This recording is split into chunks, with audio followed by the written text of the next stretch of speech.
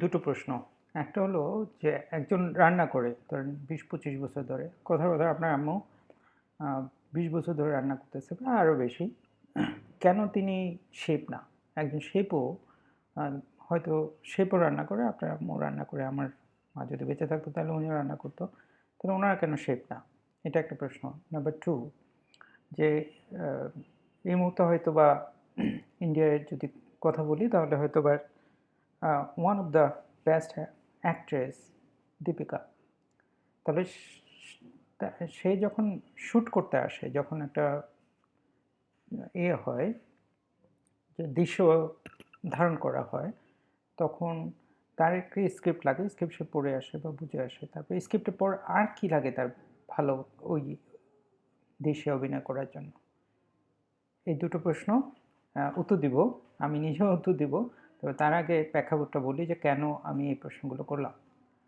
আজকের ইন্টারভিউ ছিল, আমি আমাদের ইন্ডিয়ান এবং পাকিস্তানি কিছু রাইটারদের সাথে ইন্টারভিউ করলাম। আমরা অনেকগুলো রাইটার হায়ার করতেছি সেটার জন্য। প্রত্যেকবার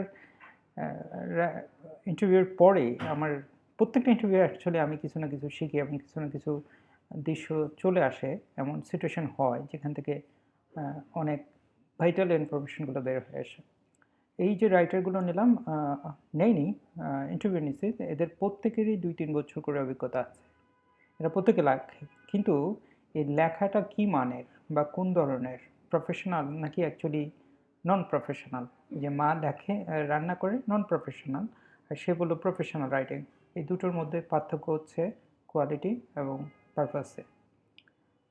তো তাদের লেখাটা যদি আমি বলি তাহলে হচ্ছে যে তাদের লেখাটা তারা লিখে যাচ্ছে কিন্তু তারা আসলে জানে না কি লিখতেছে। একজন শেফ, যদিও আমি শেফ সম্পর্কে জানি না ফুললি, তারপর আমার মনে হয় যে তারা দুটো জিনিস পড়াশোনা করা, ফুড নিয়ে, নিউট্রিশন নিয়ে, হেলথ নিয়ে অনেক পড়াশোনা করে। তো তারা ধরে নেওয়া যায় তারা যে ফুডটা তৈরি করে সেটার স্বাদ এবং পুষ্টি এবং পারপাস, যে এটা কি আসলে ডিনারে খাবে, মেইন কোর্স না আপনার অ্যাপেটাইজার কিংবা ডেজার্ট, তারা জানে। তাহলে পারপাস অনুসারে, স্বাদ অনুসারে, প্রয়োজন অনুসারে তারা সেই জিনিসটা তৈরি করতে পারে, স্বাদ এবং স্বাস্থ্যগত দিকের বিষয়টা চিন্তা করে। কিন্তু এবং তারা কিন্তু নতুন নতুন ইনোভেটিভ ফুড কম্বিনেশন তৈরি করতে পারে। তাহলে একজন যে ২০ বছর ৩০ বছর ধরে রান্না করতেছে, সে যা শিখছে তা হয়তো বা তার মায়ের কাছ থেকে বা সারাউন্ডিংস থেকে তার বাইরে যেতে পারতেছে না।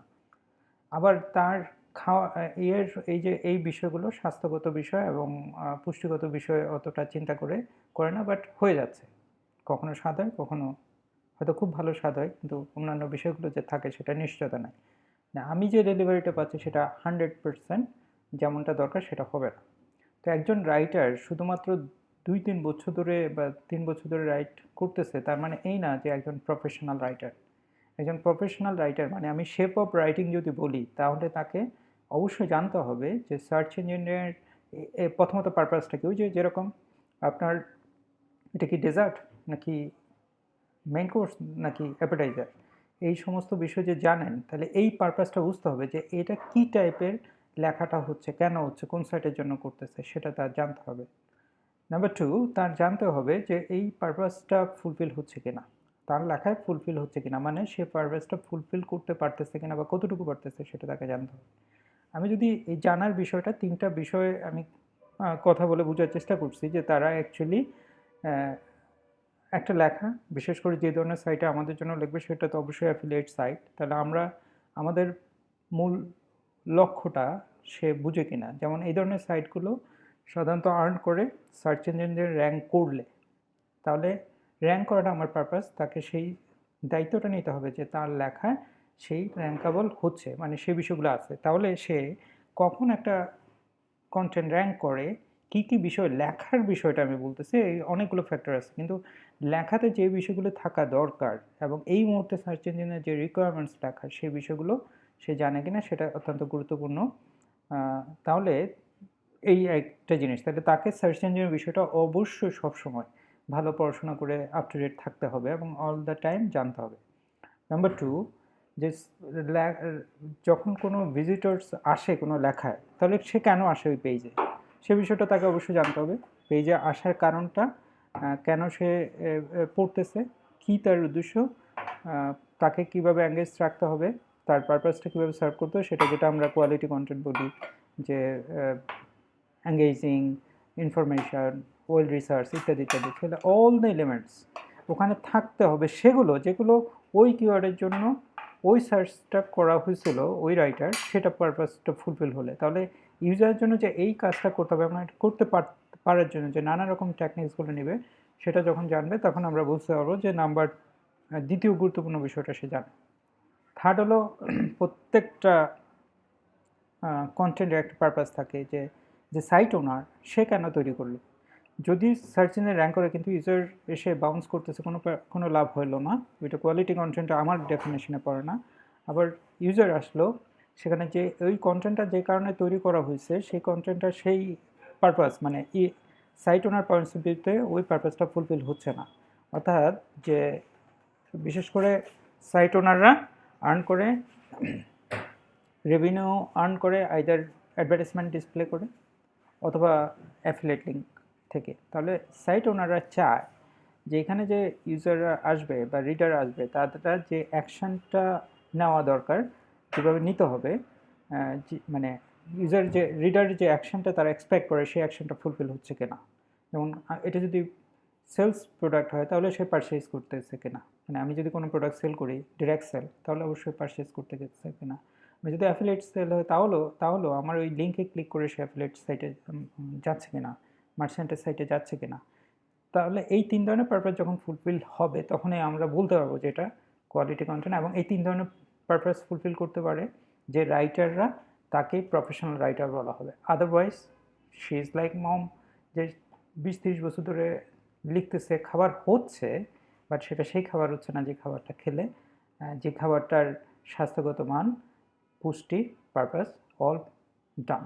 সো দেয়ার ইজ, এই উত্তরটা আপনারা পেয়ে গেলেন যে কীভাবে কেন একজন মা শেফ হচ্ছে না, বা আসলে মা না, রান্না যে করে 20-25 বছর, কেন সে শেফ না, সেটা বুঝতেছেন। তার প্রফেশনাল নলেজটা নাই, ওই বিষয়তে যে বিষয়গুলো থাকা দরকার সে বিষয়ে পড়াশোনা করে নাই, ট্রেন না, প্রফেশনাল না, দ্যাটস ওয়াই। অন্যদিকে আই হোপ যে এটা হয়তো খুব ভালো এক্সপ্লেন না হলো, যে মেসেজটা আমি দিতে চাইছি আপনারা বুঝতে পারতেছেন। অন্যদিকে আমি দ্বিতীয় প্রশ্নটা করলাম যে দীপিকার কোনো দৃশ্যে অভিনয় করার জন্য স্ক্রিপ্ট ছাড়া আর কি লাগে। অনেক কিছুই তো লাগতে পারে, অনেকে বলে মেকআপ লাগবে, অনেকে বলতেছে ক্যামেরা, এটা সেটা। এটা আমি জিজ্ঞেস করছিলাম অ্যাকচুয়ালি যত ইন্টারভিউ যাদের নিছি তাদেরকে, এক একজন এক এক রকম উত্তর দিচ্ছে। বাট একজন ইনসিডেন্টালি সে আসলে Bombay as a script writer, সিনেমার স্ক্রিপ্ট রাইটার কাজ করে, সে অনেক নামি দামি মহিষুরি প্লাস আরও যে ইমরান হাশমি এদের সাথে কাজ করছে, এরা যে ফিল্মে অভিনয় করছে সেগুলো স্ক্রিপ্ট রাইটার কাজ করছে, কোথাও কোথাও অ্যাসিস্ট্যান্ট ডিরেক্টর হিসেবে কাজ করছে। সে প্রশ্নের উত্তরটা দিতে পারছে, সে বলছে যে ডিরেকশন লাগে। অ্যাকচুয়ালি যে যত স্কিল্ড হোক, যে যত দক্ষ হোক, যে যত এক্সপিরিয়েন্স রাইটার হোক, কোনো একটা গিভেন প্রজেক্টের জন্য যে প্রজেক্ট ইনিশিয়েট করে সেই জানে তার কী রিকোয়ারমেন্টস, তার ওই তাহলে তাকে ওই ডিরেকশনসটা দিতে হবে প্রত্যেকটা জিনিস। তাহলে যে আমরা যারা সাইট ওনার আছি বা আমরা যারা রাইটারকে ইউজ করব, তাদের কিন্তু একটা দায়িত্ব থাকে যে ক্লিয়ারলি ইনস্ট্রাকশনসটা দেওয়ার। তাহলে এই দুটো জিনিস মাথায় রাখলে আই হোপ আমাদের একদিকে যেমন রাইটাররা তৈরি হবে ভালো করে। আমি কারণ হচ্ছে দুইটা সাইটে কভার করার চেষ্টা করছি। কারণ হচ্ছে আমরা যদি ভাবি যে শুধু রাইটারদের দায়িত্ব খুব ভালো একটা রাইট করার, সেটা না, যে তাকে হায়ার করে তারও একটা দায়িত্ব আছে। এই দুইটা কম্বিনেশনেই অ্যাকচুয়ালি একটা প্রজেক্ট বা একটা কাজ যেমনটা হলে পারফর্ম করবে সেটা হবে। ধন্যবাদ।